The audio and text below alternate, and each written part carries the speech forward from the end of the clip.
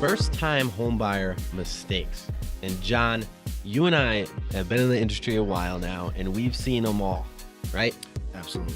And I think it's important, as do you, to make sure that we're educating first-time homebuyers, and hopefully they see this program and videos online and whatnot, right? Right. Or hear this. Or hopefully you, our listeners, can share this info with them.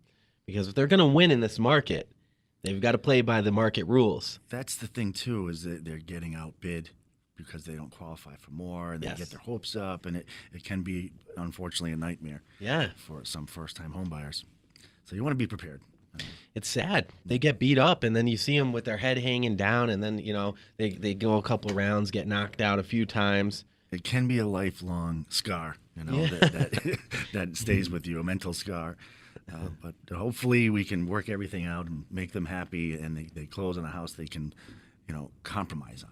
A lot of people expect way too much for the amount they have to qualify for. That's just it. So, I mean, from a mortgage standpoint, what do you think? What do you think are the biggest mistakes, the biggest shortfalls that first timers do? I think the first one for a personal that happens to me most of the time is not picking the right realtor, and already going out with the realtor before they have a pre-approval. And I'm not shame on that realtor. Yeah, that is where it comes into experience, where you really need an underwriter review of your income documents, what you have in the bank for reserves. And if you don't have that and you just have a quick pre-approval letter that's not binding to a lender, that's when usually the problems arise during the process, and sometimes not close the loan, which is horrible for everyone involved. For the sellers, there's a huge team involved that a lot of people don't get paid until the loan closes, that put a lot of time and effort in. So it's important to get that pre-approval, a legitimate pre-approval by an underwriter.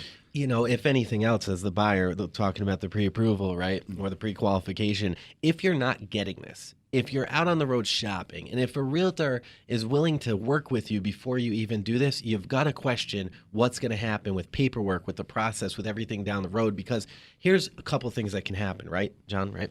One, you're going to be out there and you're going to shop for homes that you can't qualify for. There's nothing worse than going in and falling in love with the house. I've seen it when I first started, and I've learned. Then falling in love with the house, and your honey is like, oh my God, this is like the best place. We're going to raise our 7 children here or whatever, right? And then you can't qualify for it. It's not just a first-time homebuyer's problem either. There's other people that think they know the mortgage process that haven't had a mortgage since before the crash in 2006, 7, 8, and they think it's easy to get a mortgage these days. We're in 2016 where it's really documenting who you are. Can you really afford this monthly payment, not the loan amount? That's what your pre-approval is based off of, the monthly payment. So if we mess up on the taxes and the insurance, or you pick a different county to live in, that the taxes are much higher than another county, like compared to Westport and Fall River and Mass. Yep. Big difference in taxes, the mill rate. So we try to go in and have a good estimate for them as far as what they will qualify, to make it as smooth as possible. Yeah. And stick within that. Definitely. And the first-time home buyer dream is alive and it's well. So we are not in any which way or form discouraging that. We're encouraging you to get educated on the process so you're empowered to kick some major butt out there and to win that house that you want. Right, and it's prep on your part as far as your credit report is concerned. That's besides income, if you don't have a very decent credit history that you've worked on, that your parents told you, hey, why don't you get on my credit card and we'll start building your credit that way. Yeah. That could be an issue. I mean, a $300 credit card that you're paying $15 a month for just 6 months doesn't warrant a $200,000 mortgage, even if your income is excellent. You know what I mean? It depends on the program, of course, but you need that history. So really start working on your history if you're thinking of buying in the next year or two. Absolutely. Get some credit cards. If you need to get a car payment, get it very low. That's the other thing. People buy a very expensive car. Nuts. And it affects their overall ratios where they can't afford that much of a house that their tastes are in. So you might have to drop down in the car and go for the house. As a real estate agent that's worked with dozens and dozens of millennials, I am a millennial, by the way, okay?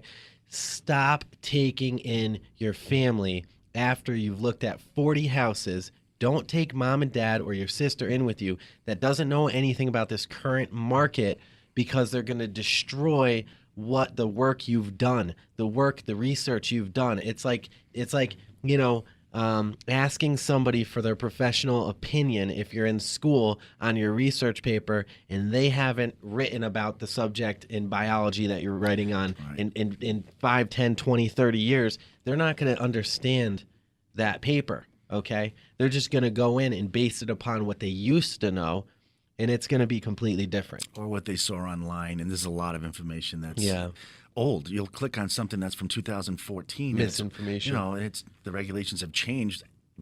Every 6 months we get a new regulation added or decreased, and what you knew 2 months ago to 3 years ago is completely different now. So talk to a mortgage professional and a real estate agent that knows the current regulations involved. Take your family in from the first step. And make sure, and this is what I tell the clients too. I'm not saying don't take, I'm very close with my family. Same here. Okay. And a lot of people want to bring their family in, and that's okay for the support system. Okay. Look, that's fine. If you need somebody to help you with that, that's okay. But it's a big decision. But here's the deal. Take them in from the buyer consultation. Take them in with you through the pre-approval process. Make sure that they're as educated as you on the market if they're going to help you make these decisions. Makes perfect sense, right? I don't have to deal with that as much as you would have to deal with it.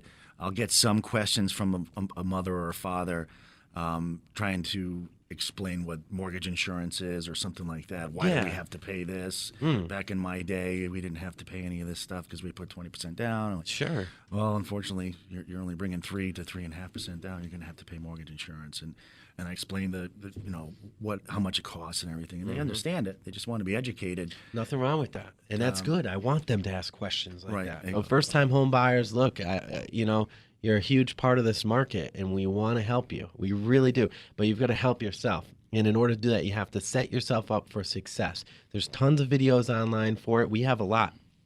Go to theroundtableradio.com. Talk with John.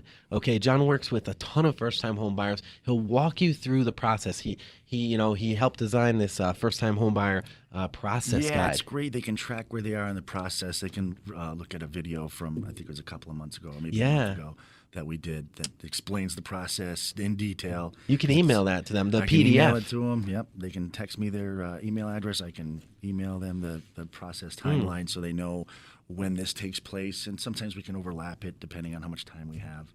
But it's a great little tool so people can see where they are in the process. What number should they text? We'll put it on the bottom of the screen on the video too. 401-255-3314.